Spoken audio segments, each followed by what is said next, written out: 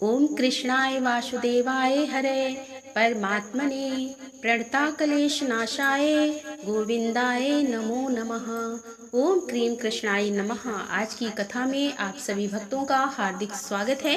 भगवान श्री कृष्ण और श्रीमती राधा रानी की कृपा सदैव आप पर और आपके समस्त परिवार पर बनी रहे। और अब ठाकुर जी का ध्यान करके आज की इस पावन और परम कल्याणकारी कथा का श्रवण करते हैं। और कल की कथा में आपने एकादशी व्रत के नियम और विधि के बारे में जाना। आज आप जानने वाले हैं उद्यापन विधि के बारे में।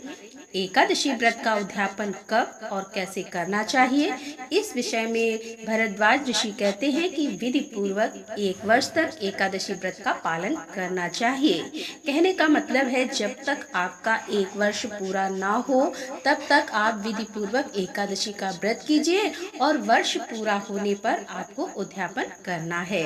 उद्यापन किस महीने में करना चाहिए, तो इस विषय में भरद्वाज ऋषि कहते हैं कि माघ शीष मास के शुक्ल पक्ष में एकादशी व्रत का उद्यापन किया जाता है। उसमें विधि के जानने वाले 12 ब्राह्मणों को आमंत्रित करके 13वें विधिज्ञ आचार्य को पत्नी सहित आमंत्रित करें। मतलब 12 ब्राह्मण आएंगे और जो आचार्य होंगे जो कि विधि पूर्वक पूजन इत्यादि करवाते हैं वह ब्राह्मण और ब्राह्मणी पति पत्नी दोनों आएंगे।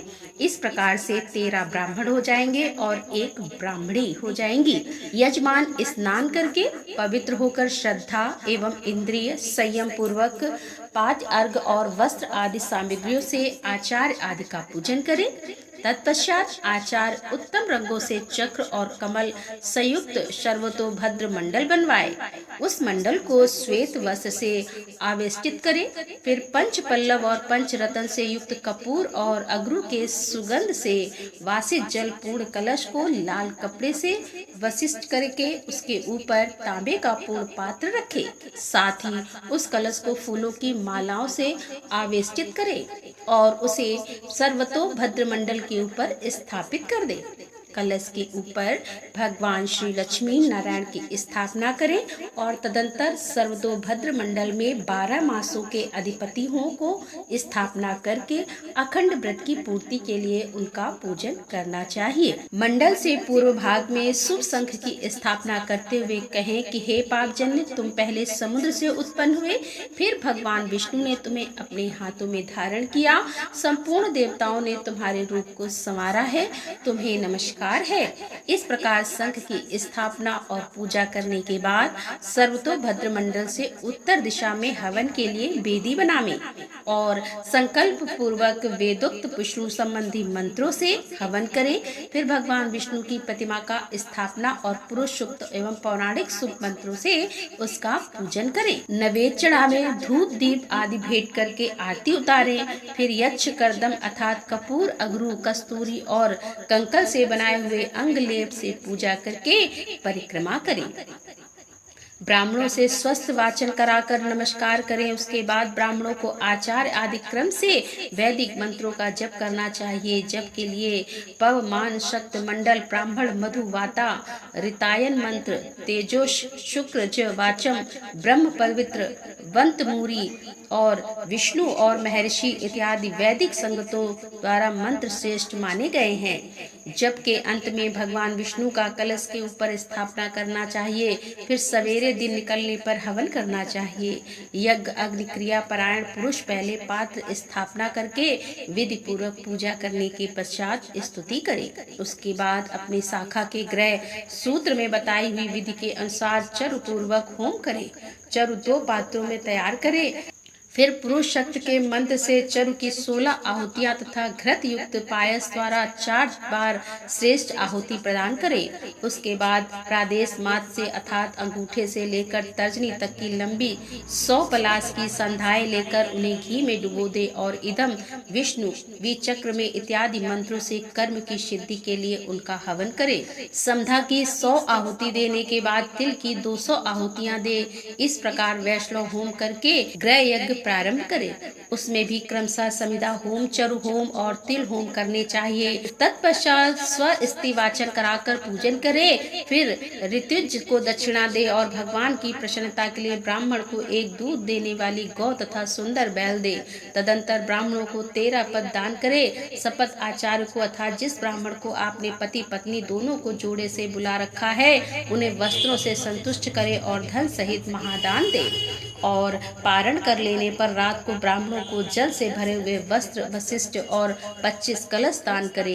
अपनी शक्ति के अनुसार व्रत का उद्यापन करना चाहिए। इस प्रकार अखंड एकादशी व्रत का वर्णन किया गया है। अब यहीं पर एक और चीज मैं आप लोगों से कहना चाहूंगी, जैसे कि इसमें जो व्रत के उद्यापन की विधि बताई गई है यह विस्तृत है, मतलब सबके लिए इतना संभव नहीं हो पाता है कि वह 12 या 13 ब्राह्मण बुलाए। जिस प्रकार से इसमें गौ इत्यादि दान करने के लिए कहा गया है वह सबसे नहीं हो पाता है। ऐसे में अंत में जो लाइन कही गई है उस पर ध्यान दीजिए। सारी विधि बताने के बाद अंतिम लाइन में भरद्वाज ऋषि कहते हैं कि अपनी शक्ति के अनुसार व्रत का उद्यापन करना चाहिए, मतलब जो आपकी सामर्थ्य में हो उसके अनुसार आप व्रत का उद्यापन कर सकते हैं। अगर आपसे हो पाता है तो 12-13 ब्राह्मण बुलाकर और विधि पूर्वक जैसा इसमें बताया गया है उद्यापन कर सकते हैं। और अगर आपसे इतना नहीं हो पाता है तो इतनी आपकी सामर्थ्य नहीं है तो ऐसे में आप 5 ब्राह्मण बुला सकते हैं। अगर आप 5 ब्राह्मण भी नहीं बुला पाते तो एक ब्राह्मण एक ब्राह्मणी, मतलब जो आचार्य आएंगे उन्हें पत्नी के सहित बुलाइए और उनसे ही एकादशी व्रत का उद्यापन करवा लीजिए, पूजा करवा लीजिए और उसके बाद पति पत्नी दोनों को यथासंभव यथाशक्ति दान दक्षिणा देकर और विदा कीजिए। अब देखिए, यह मत कहिए कि आप अपने आप ही व्रत का उद्यापन करना चाहते हैं, क्योंकि एकादशी का व्रत महाव्रत माना गया है, व्रतों का राजा माना गया है। इससे जो भी जाने अनजाने गलतियां हो जाती हैं व्रत के दौरान, अगर उद्यापन हम सही प्रकार से करते हैं तो हमारे व्रत का संपूर्ण फल हमें प्राप्त होता है। ब्राह्मण के घर में आने से पापों का नाश होता है। एक ब्राह्मण भी अगर आपके घर में आता है और वह भोजन करता है तो आपके घर की कितनी ही परेशानियां समाप्त हो जाती हैं। अगर वह कर्मकांडी ब्राह्मण हो जो कि पूजा पाठ करते हो, उन ब्राह्मणों की बात कर रही हूँ मैं, तो जो विद्वान ब्राह्मण आते हैं, पति पत्नी दोनों आते हैं एकादशी के दिन और कुछ पूजा व एकादशी के दिन करवा कर जाते हैं, वह भी व्रत धारण करते हैं। जो भी आचार्य आपके एकादशी व्रत का उद्यापन करवाते हैं वो स्वयं भी एकादशी व्रत कर रहे होंगे, क्योंकि दोनों पति पत्नी व्रत की अवस्था में ही रहते हैं। आचार्य ब्राह्मण भी और आप भी पति पत्नी व्रत की अवस्था में ही रहेंगे, या फिर अगर आप अकेले भी कर रहे हैं, जैसे कि पति या पत्नी जो भी व्रत का उद्यापन करता है वो तो व्रत में होता ही है।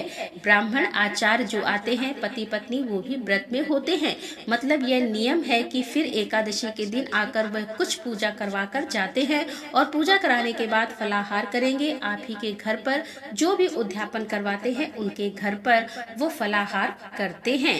फिर द्वादशी के दिन वह आते हैं और विधि पूर्वक शुभ मुहूर्त में उद्यापन करवाते हैं और भोजन करते हैं, मतलब व्रत का पारण वो भी करते हैं। फिर ब्राह्मण के चरण स्पर्श करके आप आशीर्वाद लेंगे और यथाशक्ति यथासंभव दान दक्षिणा देकर आप ब्राह्मण को विदा करते हैं। पूरी तरह से आपकी अपनी इच्छा पर निर्भर करता है कि आप कौन सी सामग्री का दान करना चाहते हैं। वैसे जब हम एकादशी व्रत का उद्यापन करते हैं तो कोशिश करना चाहिए कि हर उस सामग्री का दान करें जो कि हम चाहते हैं कि हमें भी प्राप्त हो, इस जन्म में भी और अगले जन्म में भी। तो अपनी सामर्थ्य के अनुसार चाहे थोड़ी सी ही सही पर प्रत्येक वस्तु दान करने का प्रयास कीजिए, जैसे कि थोड़ा बहुत अन्न का भी दान कीजिए जितना आपके पास उपलब्ध हो, और वस्त्रों का भी दान दीजिए, कम से कम 5 वस्त्र पति पत्नी दोनों के लिए। इसी प्रकार से आप चाहें तो 5 बर्तन कर सकते हैं और गौदान के निमित्त आप चाहें तो कुछ पैसे दे सकते हैं दक्षिणा स्वरूप में। तो देखिए, मतलब अगर आप 11 या 21 रुपए गौदान का नाम लेकर देते हैं, यह गौदान के लिए है तो उसे गौदान माना जाता है।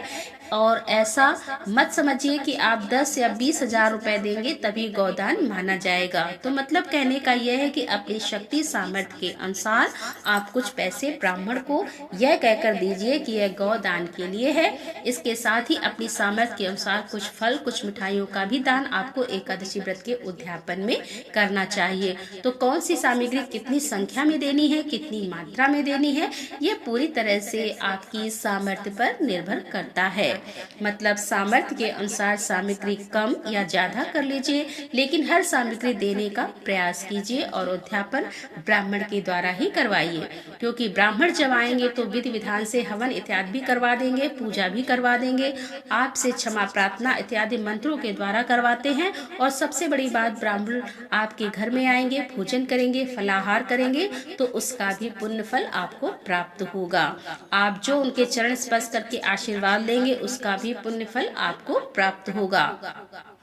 अपने हाथों से आप दान करेंगे उसका पुण्य फल भी आपको प्राप्त होगा। व्रत का उद्यापन करते हैं तो उम्मीद करती हूँ कि आप लोग एकादशी व्रत के उद्यापन से संबंधित जो प्रश्न पूछते हैं उसका उत्तर आपको यहाँ मिल जाएगा। आप लोग वीडियो को थोड़ा ज्यादा शेयर कर दीजिएगा, ताकि अगर कोई भी व्रत का उद्यापन करे तो इस वीडियो के माध्यम से उसकी मदद कर पाए। तो दोस्तों, आज का महात्म्य समाप्त होता है। इसके आगे के वृतांत आप कल की कथा में सुनेंगे। और अब आप सुनेंगे आज की कहानी, और कृष्ण कथा में आज आप सुनने वाले हैं एक बहुत ही प्यारी सी कहानी। अब यह तो हम सभी जानते हैं कि भगवान श्री कृष्ण को दुनिया में चाहने वाले अनगिनत प्राणी हैं, और ऐसे ही अनगिनत प्राणियों में पशु और पक्षी भी आते हैं। और ऐसे ही पक्षी में शामिल था एक मोर। वह प्यारा सा मोर भगवान श्री कृष्ण का परम भक्त था। उस मोर को भगवान की ही भक्ति में लीन रहना अच्छा लगता था। अब एक दिन की वह उड़ता हुआ गोकुल पहुंचा और जाकर श्री कृष्ण के घर के बाहर खड़ा हो गया और घर के अंदर आते जाते सबको देखता रहा। वह मोर श्री कृष्ण की एक झलक पाना चाहता था और श्री कृष्ण का आशीर्वाद भी पाना चाहता था। वह प्रत्येक दिन भगवान श्री कृष्ण के घर के बाहर जाता और कान्हा कान्हा की रट लगाता और एक ही भजन गाता था, मेरा कोई ना सहारा बिन तेरे गोपाल सावरिया मेरे, मेरा कोई ना सहारा बिन तेरे माँ बाप सावरिया मेरे। अब तो हर दिन उसकी आदत सी बन गई थी कि उसको कान्हा के घर के आगे जाकर ही बैठना है। कृष्ण हर दिन बाहर आना जाना करते, लेकिन पता नहीं क्या हो जाता था कि वह मोर को देख ही नहीं पाते थे। मोर हर दिन भजन गाता था, लेकिन श्री कृष्ण मानो जैसे उसके भजन को अनदेखा ही कर देते थे। अब तो वह मोर बहुत दुखी रहने लगा। वह यही सोचता कि प्रभु उनको अनदेखा क्यों कर रहे हैं। उसने ऐसी कौन सी बड़ी गलती कर दी थी जिसके कारण भगवान उससे नाराज थे। अब पूरा एक साल बीत गया था, लेकिन अब भी श्री कृष्ण ने मोर के भजन पर कोई प्रतिक्रिया नहीं दी थी। आखिरकार एक दिन मोर थक हार कर जोर जोर से रोने लगा, लेकिन उसकी सशक्ति आवाज को भी किसी ने नहीं सुना। तभी वहां से एक मैना गुजर रही थी। उसने देखा कि मोर जोर जोर से रो रहा था। वह मोर के समीप पहुंची और पूछा, क्या हुआ भाई, तुम रो क्यों रहे हो? मोर ने मैना की तरफ देखा और कहा, अब मैं तुम्हें क्या बताऊं बहन, दरअसल मैं बहुत दुखी हो गया हूँ। आज पूरा एक साल हो गया है मुझे यहाँ आते हुए, लेकिन श्री कृष्ण ने एक बार भी पलट कर नहीं देखा मुझे। पता नहीं क्या गलती की है मैंने। तब मैना ने कहा, भाई तुमने कोई गलती नहीं की। मुझे पता है कि तुम बहुत दुखी हो। मुझे लगता है कि तुम्हारे दुख को राधा रानी ही दूर कर सकती हैं। चलो मैं तुम्हें राधा रानी के घर बरसाना लेकर चलती हूँ। फिर वह मोर और मैना बरसाना की ओर निकल पड़े। बरसाना पहुंचकर मोर और मैना राधा रानी के घर पहुंचे। राधा रानी के घर के बाहर आकर मैना ने राधा जी के लिए श्री राधे इस प्रकार से राधे राधे का जयकारा लगाया। लेकिन मोर तो ठहरा था कृष्ण भक्त। उसने भगवान श्री कृष्ण का वही भजन गाया कि मेरा कोई ना सहारा बिन तेरे गोपाल सावरिया मेरे, मेरा कोई ना सहारा बिन तेरे माँ बाप सावरिया मेरे। अब जैसे ही राधा जी ने श्री कृष्ण का भजन सुना, वह भागी हुई दौड़ी हुई घर से बाहर आ गई। राधा जी ने मोर को अपने हाथों में उठा लिया और गले से लगा लिया। मोर को सहलाया और प्यार करने लगी। राधा रानी ने पूछा कि मोर, तुमने बहुत प्यारा भजन गाया, तुम कहाँ रहते हो और मेरे घर के आगे आकर गाने का कारण तो समझाओ। तब मोर बोला, राधा रानी, मैं कृष्ण जी का भक्त हूँ। मैं 1 साल से कान्हा के घर के बाहर भजन गा रहा हूँ, लेकिन उन्होंने मुझे एक बार भी नहीं देखा। यहाँ तक कि जब मुझे प्यास लगी तो भी उन्होंने मुझे पानी तक नहीं पिलाया। ऐसा कहते ही वह मोर फिर से रोने लगा। राधा रानी ने कहा, प्यारे मोर, तुम रो मत। अगर तुम्हें श्री कृष्ण का आशीर्वाद चाहिए तो तुम ऐसा करो कि तुम श्री कृष्ण के भजन की जगह राधा रानी का भजन गाकर देखो। हो सकता है यह सुनकर श्री कृष्ण खुद ही चलकर तुम्हारे पास आ जाए। मोर और मैना ने राधा रानी की बात को एकदम सही माना। अब वे दोबारा गोकुल की ओर उड़ चले। गोकुल में पहुंचकर फिर से वह भगवान श्री कृष्ण के घर के बाहर खड़ा हो गया और इस बार उसने राधा जी के कहने पर भगवान श्री कृष्ण का भजन नहीं बल्कि राधे राधे का जयकारा लगाया और राधे राधे का भजन गाया। जैसे ही राधा रानी के नाम का भजन भगवान श्री कृष्ण जी के कानों में पड़ा, श्री कृष्ण बाहर की ओर दौड़े चले आए और बाहर आते ही भगवान श्री कृष्ण ने मोर को अपने हाथों में उठाकर गले से लगा लिया और प्यार से पूछा, हे प्यारे मोर, तुम कहाँ से आए हो? क्या तुम बरसाना गांव से आए हो जो राधा रानी का इतना प्यारा भजन गा रहे हो? मोर ने कहा, हे भगवान, मैं तो गोकुल गांव से ही हूँ और मैं पिछले 1 साल से आपके यहाँ ही आ रहा हूँ और दिन भर आपके घर के आगे बैठकर आपके नाम का भजन गाता हूँ, लेकिन आपने मेरी तरफ एक बार गौर करके देखा भी नहीं। यह तो छोड़ो, आपने तो मुझे कभी पानी तक नहीं पिलाया। भगवान श्री कृष्ण ने कहा कि हे प्रिय मोर, तुम्हारी बात एकदम सही है कि मैंने तुम्हें पानी तक भी नहीं पूछा और इसके लिए तो मैं पाप का भागीदार भी हूँ। ले, तुम बहुत बड़े पुण्य आत्मा हो। तुमने सबसे बड़े पुण्य का काम किया है जो राधा नाम लिया है और राधा रानी के नाम का भजन गाया है। इसी पुण्य के काम के लिए आज से हमेशा के लिए तुम मेरे दिल में बस गए हो। आज से तुम्हारा स्थान मेरे सिर पर होगा। फिर भगवान श्री कृष्ण ने मोर का एक गिरा हुआ पंख उठाया और उसे अपने मुकुट पर लगा लिया। बस उस दिन से लेकर आज तक हम सभी मोर पंख को बहुत पवित्र मानते हैं। इस कहानी का सार यह है कि अगर हम भगवान श्री कृष्ण की कृपा पाना चाहते हैं तो बस राधे राधे का नाम जप करें। भगवान श्री कृष्ण स्वतः ही प्रसन्न हो जाते हैं। इतनी प्रसन्नता भगवान को अपने नाम के द्वारा नहीं होती जितनी कि राधा रानी के नाम से होती है।